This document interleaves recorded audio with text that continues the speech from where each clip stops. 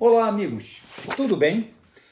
Os primeiros anos de República no Brasil foram realmente um período bastante tenso do ponto de vista político, cheio de agitações, de movimentos sociais, movimentos civis, movimentos militares, movimentos urbanos e movimentos rurais. Nós tivemos, por exemplo, a Guerra de Canudos, nós tivemos a Guerra do Contestado, nós tivemos a revolta da vacina, nós tivemos a revolta da chibata, nós tivemos o movimento tenentista e por aí vai. Mas um movimento militar que ocorreu durante ainda a Primeira República no Brasil, para ser mais preciso, durante o governo de Floriano Peixoto, que foi o nosso segundo presidente, foi um movimento que ficou marcado pela sua extrema violência. Um dos movimentos populares mais sangrentos, e aqui não vai exagero nenhum, a gente vai explicar mais adiante, que ocorreram na história da República Brasileira.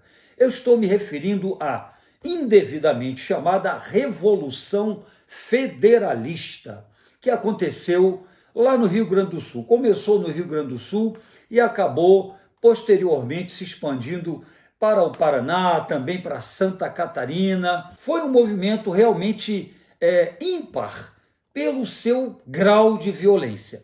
Mas para entender melhor a revolução, a chamada Revolução Federalista, é bom que a gente fale um pouquinho sobre o governo de Floriano Peixoto.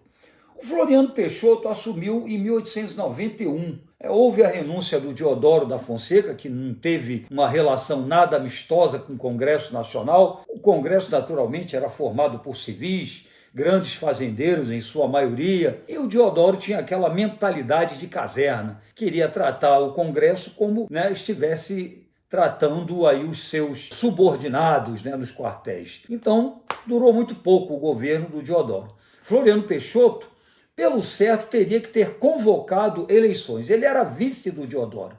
Ele teria que ter convocado eleições, por quê? Porque a Constituição previa que, caso o titular, ou seja, o presidente em exercício, renunciasse ou morresse por algum motivo, deixasse o poder, antes de 2 anos de mandato, deveriam ocorrer novas eleições. Mas o que o Floriano fez? O Floriano Peixoto fez uma manobra que acabou se mantendo no poder. E para garantir a sua autoridade, e o Floriano Peixoto era extremamente autoritário, ficou conhecido historicamente como o Marechal de Ferro, pela maneira autoritária com que ele lidava com os seus adversários políticos, fossem eles civis, fossem eles militares. Então o que ele fez? Ele substituiu os presidentes dos estados. Naquele tempo não era governador, era presidente dos estados, ele substituiu todo mundo e procurou adotar, assim, algumas medidas de caráter popular. Ele diminuiu o preço dos aluguéis, tabelou preços de gêneros de primeira necessidade e também procurou incentivar, de certa forma, a industrialização no Brasil, importando máquinas, equipamentos, máquinas para a indústria. Com isso, ele acabou até sofrendo críticas, uma resistência por parte dos grandes fazendeiros, que, na verdade, constituíam a maioria no Congresso, porque eles queriam que o governo, naturalmente, ficasse focado na questão da agricultura, porque era interesse deles. E, então, ele já entrou em atrito também com o Congresso, tá bom?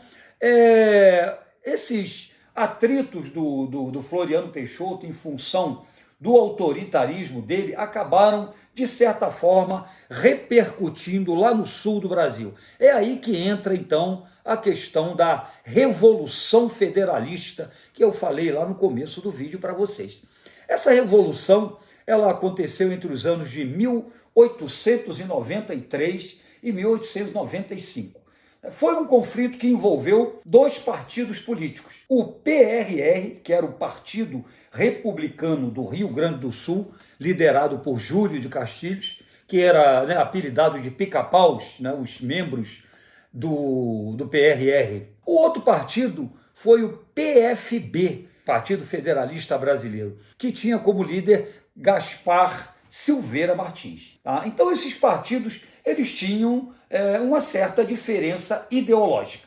Ora, os pica-paus, os chamados pica-paus, que no conflito, na Revolução Federalista, se intitularam legalistas, eles defendiam um governo forte, centralizado, né? Bem no estilo do Floriano Peixoto. Portanto, eram aliados políticos do Floriano Peixoto.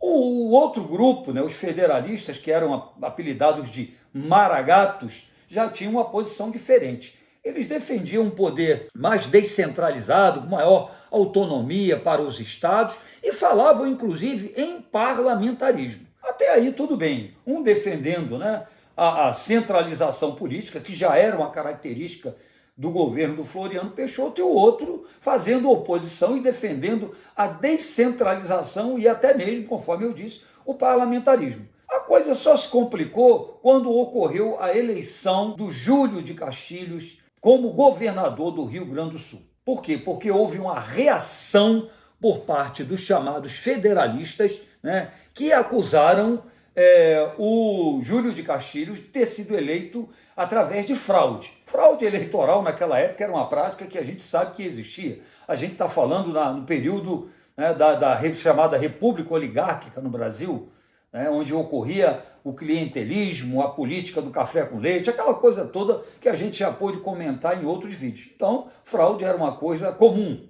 Não aceitando o resultado das eleições, os federalistas pegaram em armas. Tá? E aí nós tivemos o início, né, desse conflito, né? Seguiram-se batalhas, conflitos muito sangrentos, muito violentos entre os legalistas, né, e os federalistas.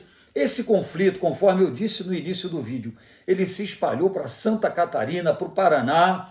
Os federalistas chegaram a tomar, inclusive, o poder em Santa Catarina e chegaram até mesmo iniciar uma marcha em direção ao Rio de Janeiro, ao centro do poder. A intenção era depor o Floriano Peixoto, que inclusive enviou, né, tropas lá para o Rio Grande do Sul, em apoio, naturalmente, né, aos legalistas, aos pica-paus, seus aliados políticos. Só que essas tropas federalistas, elas foram detidas ainda no Paraná, então não chegaram até o Rio de Janeiro.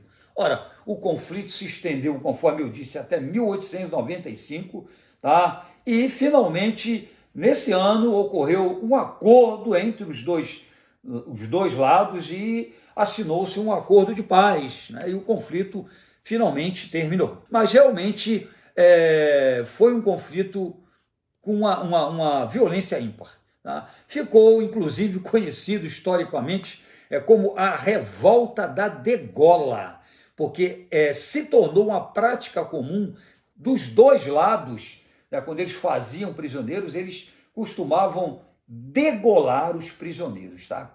Colocava de joelho, com as mãos amarradas para trás e, literalmente, passava, né, a faca na garganta dos seus adversários políticos. Tá? Então ficou conhecido como a Revolta da Degola. Resumo da história: mais de 10 mil mortos nesse que foi, sem dúvida alguma, o mais violento conflito da Primeira República no Brasil, o mais violento conflito civil. É isso aí, gente. Curtiu o vídeo?